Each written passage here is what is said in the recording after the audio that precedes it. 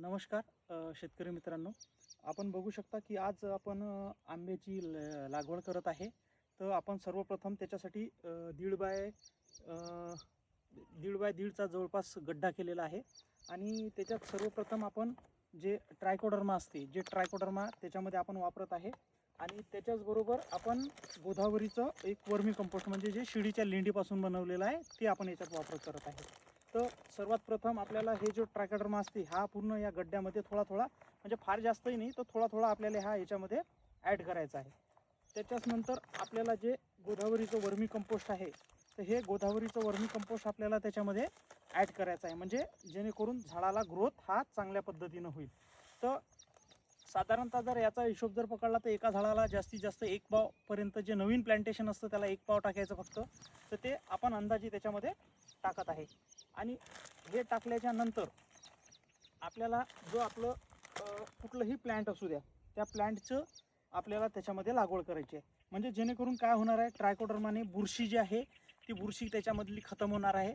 आणि त्याच्याचबरोबर या झाडाला लवकर ग्रोथ येण्यासाठी जे आपण गोदावरीचं वर्मी कंपोस्ट वापरत आहे त्याच्यामुळे काय होणार आहे की झाडाची ग्रोथ ही चांगल्या लवकर होणार आहे आणि नवीन पालवे वगैरे किंवा त्याला सेट होण्यासाठी लवकर ते मदत करणार आहे. आणि याच्यामुळे त्या झाडाला जे खाद्य आहे ते खाद्यसुद्धा चांगल्या पद्धतीनं मिळणार आहे. तर त्याच्यासाठी आपण आज बघूया की हे जे पॉलिथिन आहे ही पॉलिथिन आपण याची झाडाची अशी काढून टाकत आहे.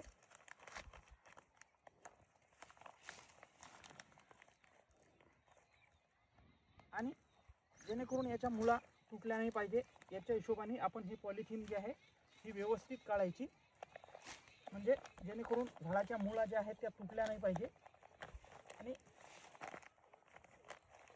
ते झाड पण लवकर ग्रोथ होते.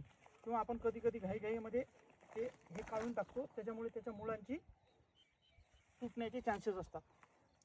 तर त्याच्यामुळे आपण बघू शकता की आपण याच्यामध्ये हे हलक्या पद्धतीने याला करत आहे. त्याचबरोबर नंतर आपण ही जे काही माती ओढलेली आहे हे आपण याच्यामध्ये टाकणार आहे आणि याच्यावर सुद्धा थोडाफार थर आपण हा ट्रायकोडर्माचा टाकणार आहे. आणि त्याचबरोबर याच्यामध्ये हे जे खत आहे हे खतसुद्धा आपण त्याच्यामध्ये थोडं थोडं करून आपण टाकणार आहे, म्हणजे लेअर बाय लेअर, म्हणजे त्याला चांगल्या पद्धतीनं हे होईल.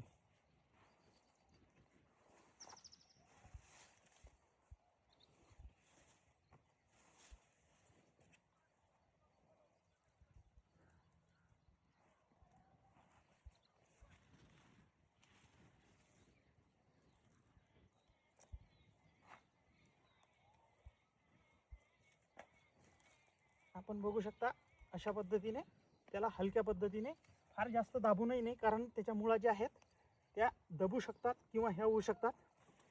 त्याच्यामुळे हलका फक्त थोडासा भार देऊन त्याला आपल्याला सेट करायचं आहे. आणि आंब्याचं झाड हे सरळ स्ट्रेट राहिलं पाहिजे याच्याकरता लक्ष देणे.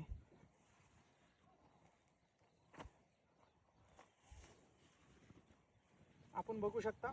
आणि आपल्याला याला एक म्हणजे बांबूचा वगैरे किंवा असा एक टेकासुद्धा आपल्याला त्याला द्यायचा आहे. तर त्यानुसार हे झाड लवकर ग्रोथ होईल. आपण जे दिलेलं खत आहे ट्रायकोडर्मा आहे याच्यामुळे हा चांगला ग्रोथ करीन, बुरशी लागणार नाही आणि याची झाडाची ग्रोथ चांगल्या पद्धतीनं आपली होईल. ठीक आहे, धन्यवाद.